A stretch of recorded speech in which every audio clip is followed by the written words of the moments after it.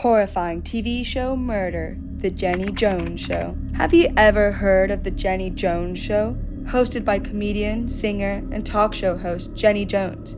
The show tackled controversial and unusual subjects that kept audiences coming back for more.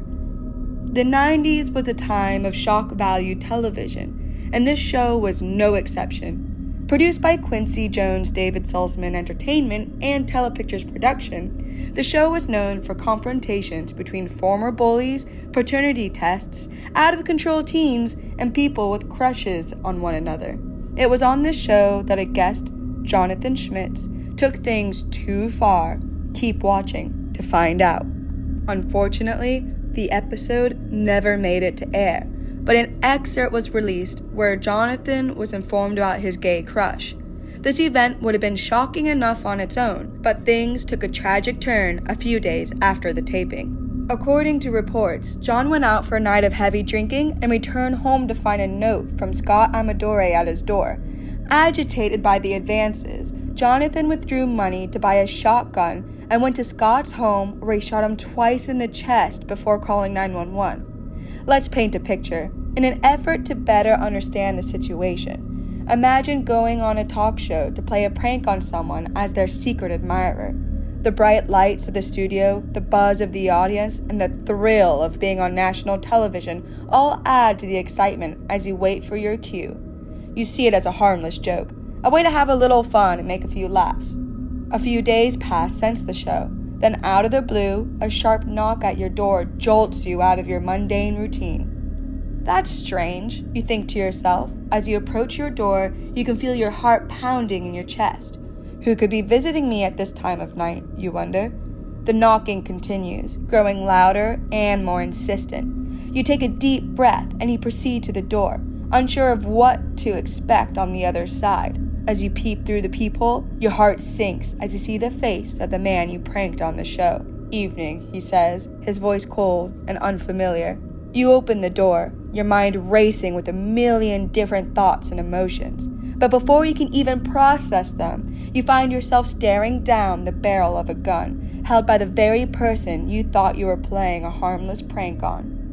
The reality of the situation hits you like a freight train, the weight of your actions crushing you as you realize that your actions on the show led to this terrifying moment. Your heart races as you try to plead with him, but it's too late. The sound of the gunshots ring out, and the last thing you see is the gunman's face contorted in anger before everything goes black.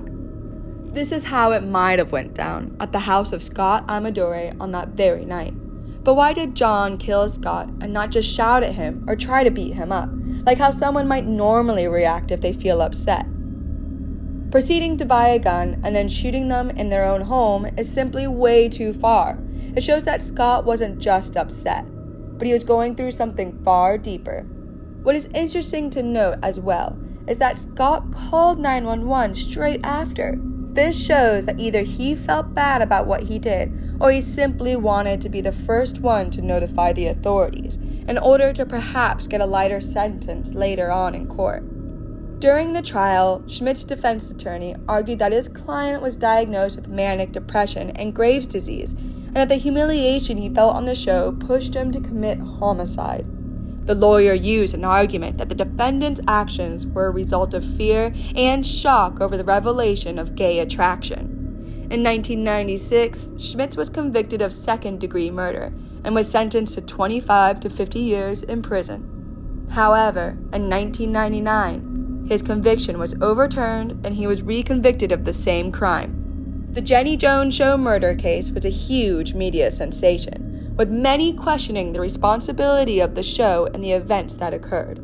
In the aftermath of the murder, the family filed a lawsuit against the Jenny Jones Show for $25 million, blaming the show for their son's death. The family's attorney argued that the show had a responsibility to ensure the safety and well-being of their guests, and that they had failed in this regard by inviting Schmitz onto the show and subjecting him to a humiliating revelation.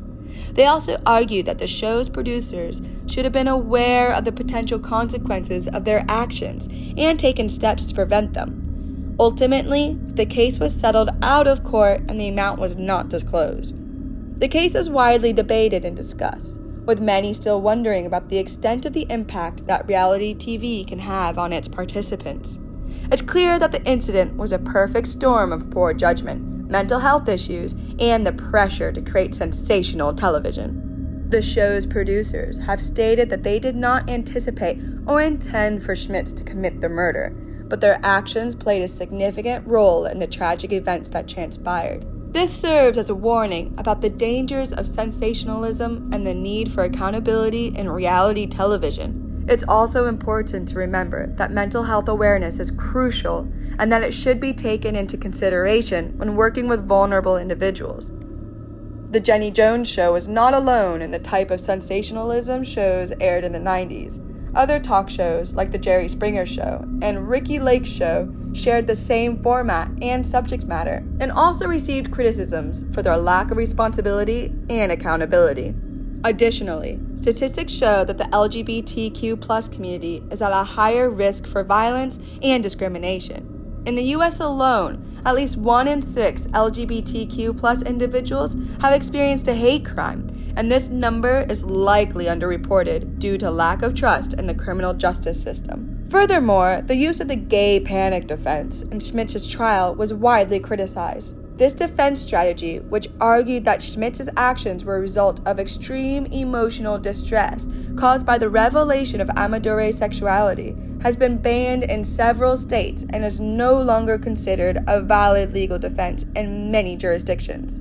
As we come to a close, we ask ourselves, how far is too far when it comes to creating entertainment television? And at what point does the risk outweigh the reward? As viewers of such shows, it's important to be aware of the impact that these shows can have on their participants and to hold those in charge accountable for their actions. We may watch them for entertainment, but sometimes what lies under the surface is anything but entertaining. Thank you for watching today's video. Don't forget to share this video, like, comment, and subscribe for more chilling tales, unsolved mysteries, and haunted histories. Until next time, stay safe.